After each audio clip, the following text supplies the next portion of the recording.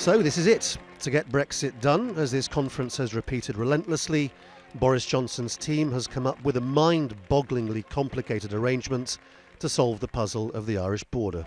Johnson, of course, did his best to make it sound entirely fair and generous. And today in Brussels, we are tabling what I believe are constructive and reasonable proposals, which provide a compromise for both sides. But he was clear about his motivation. We will allow the UK, whole and entire, to withdraw from the EU with control over our own trade policy from the start.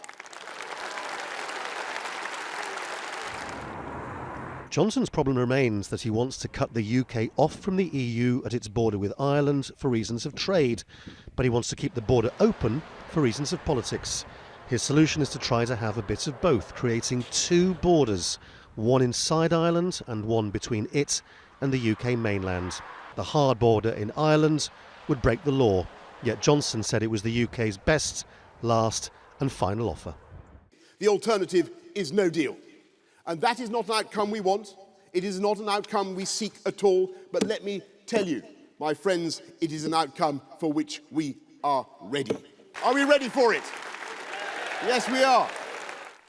The Conservative faithful seem to love it, but as an idea it is so convoluted and unacceptable to Ireland and by extension the EU that there was an immediate assumption it had been designed to fail, clearing the way for the UK to leave the EU with no deal at all.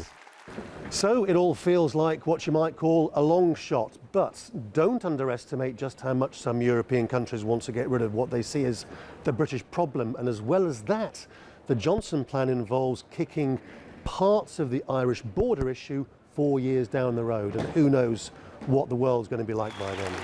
Johnson now has to see if the UK Parliament has any more appetite for all this than the EU. If it all gets ruled out, he will say he's tried and everyone else is to blame. The question by then will be if he's still in control of events. Laurence, Al Jazeera, Manchester.